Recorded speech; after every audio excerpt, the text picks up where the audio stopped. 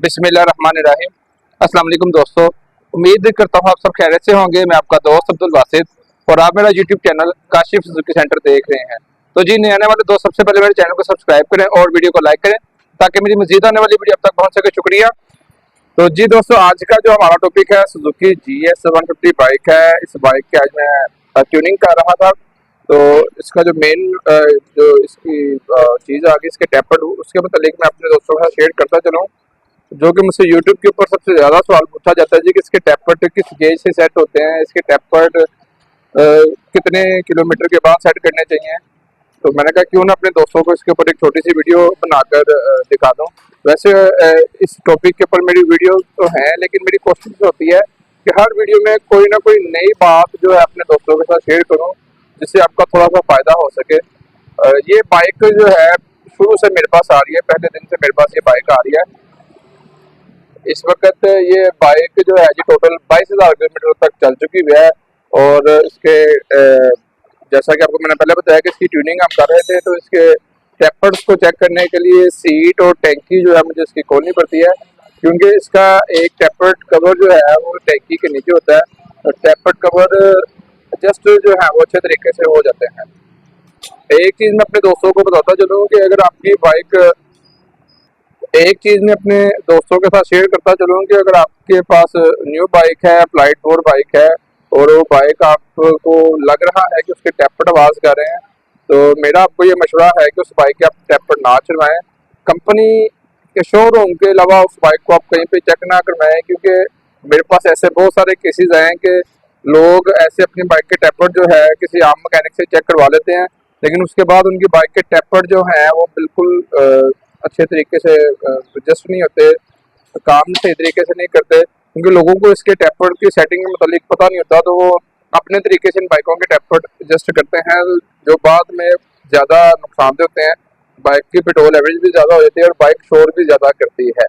जैसा कि आपको मैंने पहले बताया कि ये बाइक 22,000 किलोमीटर तक चल चुकी है और शुरू से ही मेरे पास आ रही है। तो इसके टेपर्ड कवर जो है मैंने खोल दिए हुए हैं। सुजुकी GS 150 के टेपर्ड अगर आपने एडजस्ट भी करने हैं, चेक भी करने हैं, तो उसका सबसे बेहतरीन तरीकाकार ये होता है कि बाइक को ठंडा किया जाए।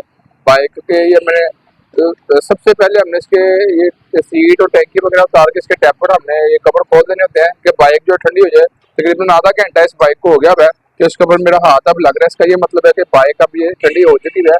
अब मैं इसके पिस्टन को टॉप पर लेकर आऊँगा और दो तरीकाकार से इसके पिस्टन टॉप पर आता है। दोनों तरीकाकार आप दोस्तों के साथ शेयर करूंगा, तो वीडियो को आप मुकम्मल देखिएगा। जो इसका पहला तरीकाकार है, इस बाइक का मैंने प्लग खोल लिया है, टेपर्ड कवर खोल लिया है। तो अब इसके मैं पिस्टन को टॉप पर लेके आऊँगा। बहुत ही आसान तरीकाकार है कि हम इसकी किक को मारेंगे। इसके टेपर्ड जो हैं आप देख लें कि वर्क कर रहे हैं। तो इसी तरीके से अब आपने इसका ये इनटेक का टेपर्ड चेक करना है कि जिस वक्त ये ऊपर आएगा तो इसका ये मतलब होगा कि इसके वॉल जो है वो रिलीज होना शुरू हो गए। ये अब मैंने किक मारी, टेपर्ड ये वॉल इसका नीचे चला गया है। तो अब मैं इसको आराम से किक मारूंगा, ये देखिएगा ये बड़े ही प्यार से ऊपर आ रहा है। तो ये आपको पेचकस की मदद से मैं इसके पिस्टन का टॉप चेक करूंगा। ये पेचकस अब हमारा जो है इतना ज़्यादा अंदर जा रहा है, इसका ये मतलब है कि इसका पिस्टन जो है अभी टॉप पर नहीं आया। तो ये पेचकस को मैं अंदर ही रहने दूंगा, हल्की सी किक इसको मारता जाऊंगा। अब आपको अगर वीडियो में नजर आएगा तो ये पेचकस जो है थोड़ा थोड़ा सा बाहर आना शुरू हो गया है। ये पेचकस इसका जो है जी, इतना पेचकस आप देख रहे हैं। अब इसके ये अंदर जा रहा है इस जगह पर। अब इसके मैं पहले दोनों साइडों से टेपर्ड चेक करूंगा। इसके ये टेपर्ड के जो एडजस्टर हैं इनको थोड़ा सा हिलना जरूरी है। अगर ये इस जगह पर ना हिले तो इसको एक बार मैं दोबारा फिर पिस्टन को टॉप पर लेकर आऊँगा। लेकिन इस तरीके से आप अपनी बाइक के पिस्टन को जो है वो टॉप पर ला सकते हैं। इसके अब ये वॉल इसके जो है बिल्कुल रिलीज हो चुके हैं, पिस्टन इसका टॉप पर आ चुका है और टेपर्ड इसके जो है थोड़े से हिल रहे हैं। इसका ये मतलब है कि एक तो ये तरीकाकार है जिसका पिस्टन को टॉप पर लेकर आ सकते हैं। अब आपको मैं इसका दूसरा तरीकाकार बताता हूँ कि उस तरीके से आप पिस्टन को कैसे टॉप पर ला सकते हैं। और दूसरा जो इसका तरीकाकार है पिस्टन को टॉप पर लाने का, इसका ये 10 नंबर की एलकी वाला बोल्ट हम इधर से खोलेंगे और 17 नंबर का बोल्ट यहाँ से खोलेंगे। इस तरीके से मैं अक्सर गाड़ियों में जो है पिस्टन को टॉप पर नहीं लाता उसकी क्या वजह है कि इसका बाज़ दफ़ा ये बोल्ट जो है खोलते हुए तंग करता है, स्लिप हो जाता है। तो इसलिए कोशिश होती है कि इसको कम से कम खोला जाए, ज़्यादा दूसरी तरीके से इसके पिस्टन को टॉप पर लाया जाए। 10 नंबर की हल्की यहाँ पे लगती है। नई बाइक की जो है ये हल्की बोल्ट बड़ा इजीली खुल जाता है, ये तो खुल गया है। अब आपको ये अंदर इसका ये 14 नंबर का जो है ये नट नजर आ जाएगा इसके मैग्नेट का। इसकी अब 14 नंबर की टी की मदद से इसके मैग्नेट को हम घुमा सकते हैं। जैसा कि इसका पिस्टन जो है मैं टॉप पर लेके आया हुआ था वो मैनुअल तरीके से, तो आप लोगों को मैं दिखाता चलूँ कि अगर आप गौर से देखेंगे तो आपको इसके मैग्नेट के अंदर ये लाइन नजर आ रही है। इसका ये मतलब है कि पिस्टन इसका जो है वो टॉप पर है। थोड़ा सा 19-20 का अगर इशू हो जाए तो कोई इशू नहीं होता, टैपर आपके वहाँ पे एडजस्ट हो जाएंगे। लेकिन जो कंपनी का तरीकाकार होता है जी वो 14 नंबर की टी की मदद से इसके तो मैं इसके 14 नंबर की ये इसको घुमाऊंगा तो इसके आप देखिएगा कि टैपट जो है वो मूव करेंगे। ये देख रहे हैं एक जगह पर आकर इसके दोनों वॉल बिल्कुल रिलैक्स हो गए हैं, बिल्कुल फ्री हैं। तो अब इस जगह पर इसका पिस्टन टॉप पर आ जाएगा।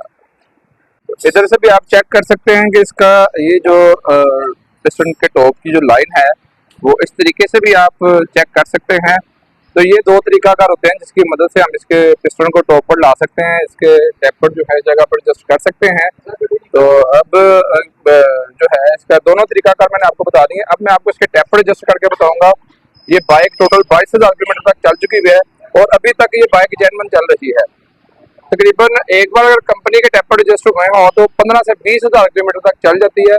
तो इस बाइक के मुझे जो है इंटेक का टैपर जो है थोड़ा सा टाइट लग रहा है, तो इसकी अच्छे तरीके से तसल्ली करके इसके टैपर में गेज के हिसाब से सेट करके बताऊंगा और आपको गेज का नंबर भी बताऊंगा कि किस नंबर पे इसके टैपर एडजस्ट होते हैं।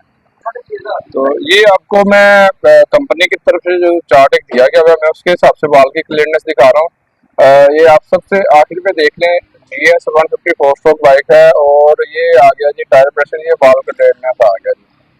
और सबसे आखिर पे ये आप देख लें जी 0.04 0.07 मिलीमीटर है और ये इसका है जी इनटेक का वाल है जी 0.04 और 0.07 मिलीमीटर है और एग्जॉस्ट का इसका जो वाल है वो आप देख सकते हैं जी 0.13 0.18 मिलीमीटर।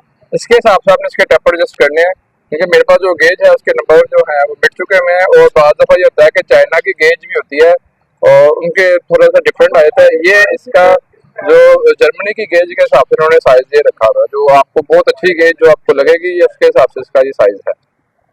आप दोस्तों को बताता चलूँ कि ये बाइक शुरू से ही मेरे पास आ रही थी और 22,000 किलोमीटर के बाद इसके टैपर में पहली बार एडजस्ट करने लगा हूँ। कोशिश करेंगे 20,000 किलोमीटर तक अपनी बाइक के टैपर को ना छेड़ें। इस बाइक में जो है टाइमिंग चेन का बहुत ज़्यादा इशू है, नई बाइक में भी टाइमिंग चेन की आवाज़ आ जाती है। तो कोशिश करें कि अगर आपकी बाइक न्यू है शुरू से अगर आपके पास है तो उसके टैपर को ना एडजस्ट करवाएं। 15 से 20,000 किलोमीटर तक इसके टैपर को छेड़ने की जरूरत नहीं पड़ती। हमेशा इसके टैपर खराब कब होते हैं जब आप बाहर से किसी मैकेनिक से इसके टैपर एडजस्ट करवाते हैं। अब ये 22,000 किलोमीटर बाइक चलने के बाद इसका एक टैपर हल्का सा टाइट है और इसको लूज हम करेंगे। इसको लूज करने के लिए मेरे पास 10-11 नंबर का पाना है और सीधम वाला पेचकस है और फिलर गेज की मदद से मैं इसके टैपर को जो है वो लूज करूंगा। तो ये 10 नंबर के पाने की मदद से मैं इसके इस नट को थोड़ा सा लूज करूंगा।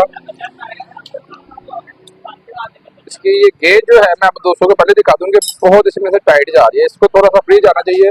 और इस नट को मैंने लूज कर दिया है और लूज करने के बाद इसको मैं हल्का सा ये जस्ट करके इसको टाइट कर दूंगा।